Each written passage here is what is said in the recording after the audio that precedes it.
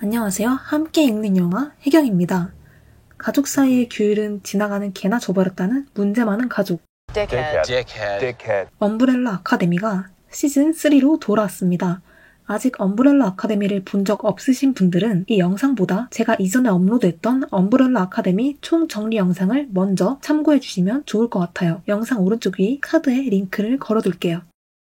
저는 시즌 1, 2를 정말 재밌게 본 팬으로서 이번 시즌에 대한 기대치가 정말 높았는데 시즌 3를 한마디로 표현하자면 엄브렐라 아카데미 나와서 좋았고 너무 엄브렐라 아카데미 나와서 아쉬웠다고 말할 수 있겠습니다. 얼레벌레 투덕거리며 굴러가는 이 남매처럼 이번 시즌은 얼렁뚱땅 지나가는 지점들이 눈에 띄어 아쉬웠습니다. 별 생각을 하지 않고 본다면 재밌게 즐길 수 있는 이야기지만 진지하게 각 잡고 뜯어보면 물음표가 띄어질 만큼 헐거운 부분들이 있었거든요. 시간선에 구멍이 났다는 시즌3의 설정처럼 말이에요. 거기에 유난히 툭 눈에 띄었던 역사의식 논란이 얹어지며 시즌3를 어떻게 이야기해야 할지 꽤 고민스러웠습니다. 시즌 1, 2가 끝날 땐 이 이야기가 빨리 이어졌으면 좋겠다라고 외치며 다음 시즌을 기대했지만 아쉽게도 시즌3의 끝에선 이거 어떻게 다시 이어지긴 하나? 하는 말이 먼저 나왔습니다. 새로운 또는 반가운 인물들의 등장.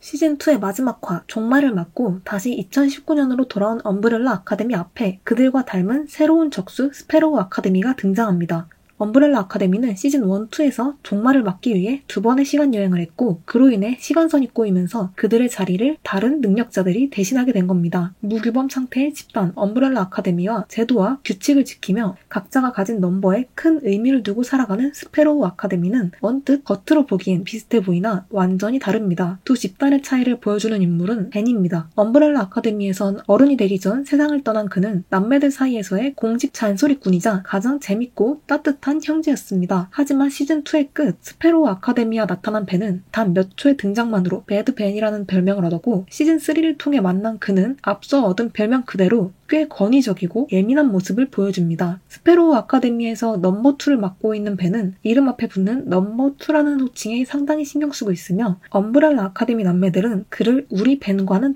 다른 벤이라고 부릅니다. 사실 저는 이 벤이 어떤 벤이든 그냥 엄브렐라 아카데미 남매들과 함께 서 있는 그의 모습을 보는 것만으로도 좋았습니다. 제작진들 역시 이 부분을 고려한 듯 중간중간 서비스 컷들을 넣어준 듯한 느낌이 들기도 했습니다. 이번 시즌에선 벤처럼 반가운 인물들이 등장하기도 하고 현재 벤의 가족인 스페로우 아카데미처럼 새로운 인물들이 등장하기도 합니다. 하지만 개인적으로는 인물을 활용하는 방법이 조금 아쉬웠습니다. 반가운 인물들의 모습은 예고편을 통해 거의 공개되었기 때문에 새로운 인물들에 대한 기대와 궁금증이 컸는데 조금 허무하기도 하고 기대치에 못 미치는 느낌이 있기도 했습니다.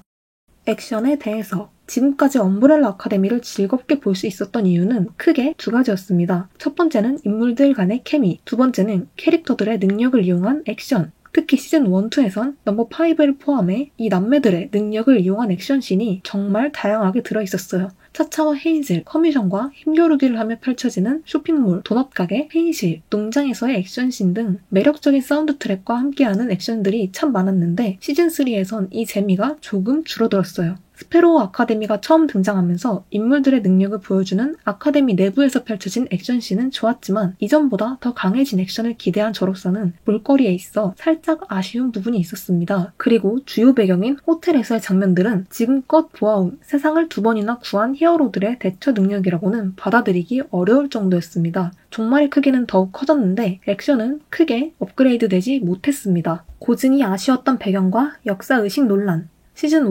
3를 통틀어 시즌3는 벤의 분량이 가장 큰 시즌이었습니다. 지금껏 유령으로 존재했던 벤이 살아있는 벤으로 등장하면서 그의 존재감이 확 강해진 거죠. 그로 인해 벤의 탄생에 얽힌 이야기가 잠깐 나오는데 89년도의 한국 지하철이라는 배경도 살짝 어색했고 그들의 행동도 살짝 아쉬운 부분이 있었습니다. 뭉뚱그려 말하자면 배경 고증이 아쉬웠다고 표현할 수 있겠습니다. 그리고 이번 시즌에서 가장 큰 논란이 됐던 부분, 이 부분은 본격적으로 드라마의 내용에 대해 이야기하기 전 꼭 짚고 넘어가고 싶었습니다. 엄브렐라 아카데미 시리즈도 알게 모르게 몇 논란들이 있었는데요. 하지만 지금까지 있었던 논란들은 사진 크롭으로 야기된 인종차별이나 배우의 실언 같은 작품 외적인 것들이었는데 이번엔 작품 내부에 제대로 마음이 언짢아지는 구석이 하나 있었습니다. 그건 바로 작품 내부에 등장한 우길기입니다. 이번 시즌에서는 옵시디언이라는 호텔이 주요 배경으로 등장하는데 그 호텔방 안에 있는 문에 우길기 문양이 너무도 당당하게 박혀 있었습니다. 방에 그려진 그림들이 일본풍이길래 그래 그거는 그럴 수 있지 싶었는데 조금 늦게 우길기까지 눈치채고 보니 기분이 너무 언짢았습니다. 다른 의도가 있는 건 아니고 미술의 일부, 예쁜 그림을 위해 사용한 장치 딱 그 느낌이긴 했지만 찜찜함을 지울 수 없었습니다.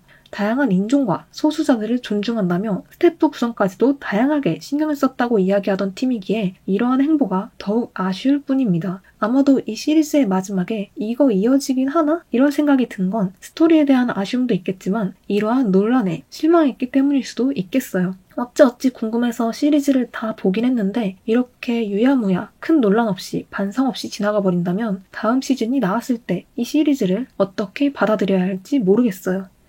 실타래의 시작을 찾고 지키기 위해 시즌2를 보고 나서 어쩌면 다음 시즌은 모든 걸 처음부터 다시 시작하는 느낌의 시즌일 수도 있겠다라고 생각했었습니다. 스페로우 아카데미의 등장과 동시에 새로운 시간선에 떨어진 남매들이 다시 자신의 자리를 찾아가는 여정이 아닐까 생각했던 겁니다. 하지만 제 생각은 제대로 엇나갔습니다. 저는 엄브렐라 아카데미가 어느 정도 상처를 극복했을 것이라 생각했지만 이들의 마음은 여전히 유년기 벤과 이별한 그때에서 많이 나아가지 못했습니다. 그리고 설상가상으로 구멍이 나버린 시간의 틈에서 지금껏 알지 못했던 커다란 실타래의 시작점을 알게 되죠. 이번 시즌은 처음부터 모든 걸 리셋하고 시작하는 게 아닌 여전히 리셋 버튼을 찾아 헤매는 남매들의 이야기였습니다.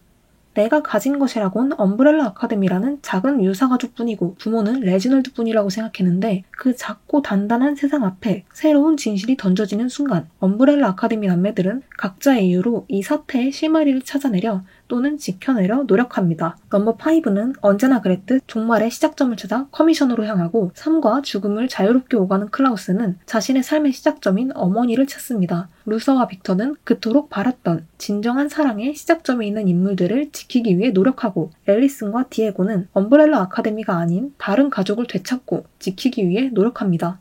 가족이라는 커다란 실타래로 묶여있는 이들은 각자의 것을 지키기 위해 다른 방향을 향해 달리다가도 엄브렐라 아카데미라는 가족의 실타래를 지키기 위해 돌아옵니다.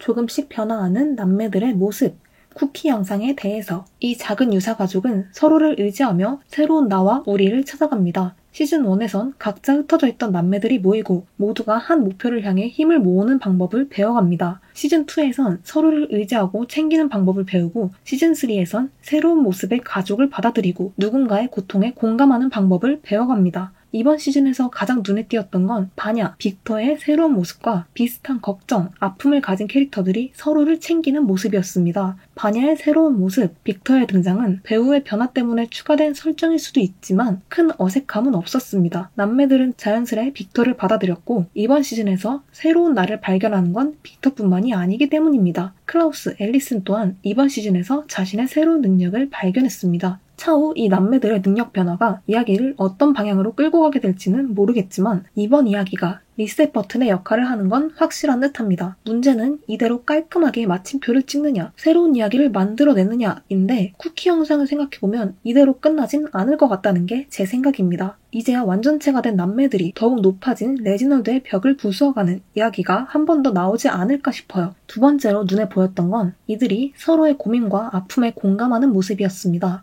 달에서 혼자 외로운 시간을 보낸 루서와 남매들 사이에서 끼지 못하고 어른이 될 때까지 외로움을 느꼈던 빅터, 외로움의 무게를 아는 두 사람은 자신을 사랑해준 슬론과 시시의 아들 할런을 지키기 위해 노력하고 이번 시즌을 들어 상당히 친해진 모습을 보입니다. 유일하게 가족을 잃었던 앨리슨과 라일라와 함께 가족을 이루게 된 디에고는 가족을 되찾기 위해 무사히 가족을 이루기 위해 노력합니다. 디에고는 슬픔과 분노에 빠진 앨리슨을 위로하기 위해 함께 바에 가서 분노 표출을 도와줍니다. 아버지에게 인정받고 싶어 했던 클라우스와 현재의 벤은 여전한 찰떡 친구 같은 모습을 보여주는데 두 캐릭터의 케미는 이전부터 워낙 좋았으니 따로 말할 것이 없을 것 같아요.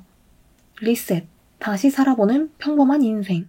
엄브렐라 아카데미는 범상치 않게 태어난 아이들이자 종말로부터 세상을 구한 히어로입니다. 의도하진 않았지만 능력을 타고났고 바라진 않았지만 레지널드의 손에 크면서 커다란 책임감을 지게 됩니다. 하지만 엄브렐라 아카데미는 세상을 구하기 이전에 나 자신의 마음도 다스릴 줄 모르는 아이들입니다. 몸만 자랐지 마음은 여전히 자라지 못한 그들은 여전히 아버지와 아버지가 준 트라우마를 이겨내지 못하고 있었습니다. 아버지를 미워하는 모습을 보이긴 하나 그를 완전히 무시하지 못하고 일부는 그의 계략에 휘말려 버리죠. 노쇠한 영감처럼 보이지만 레지널드는 여전히 아이들보다 몇 수 앞서 있었고 이번 시간선에서도 역시 아이들을 제대로 이용합니다. 우주 리셋 버튼을 누르며 많은 것들이 리셋된 지금 엄브렐라 아카데미는 드디어 자신이 선택하는 삶을 살아갈 기회를 얻습니다. 남매들이 대책 없이 각자의 갈래길로 걸어갈 때 기대보다는 걱정이 먼저 들었지만 앞선 시즌에서는 다른 시대에서도 어떻게든 살아남은 인물들이니 이번에도 어떻게든 살기는 하겠죠. 하지만 레지널드 하그리브스라는 인물이 그들을 그냥 둘지는 모르겠습니다. 개인적으로 엄브렐라 아카데미 시즌3는 아쉬운 부분들도 붕괴되어 보이는 부분들도 분명히 있었지만 캐릭터들에 대한 애정으로 어느 정도는 커버가 가능했던 이야기였다고 정리하고 싶어요. 만약 다음 시리즈가 나오게 된다면 겨우겨우 리셋 버튼을 누른 만큼 시즌1 때 엄브렐라 아카데미로 돌아갔으면 하는 바람도 있습니다. 그리고 이 캐릭터들과 오래오래 함께하고 싶으니 더 이상의 논란은 없으면 좋겠어요. 다음에도 좋아하는 것들의 이야기를 담아 돌아올게요. 이번 영상도 함께 해주셔서 감사합니다.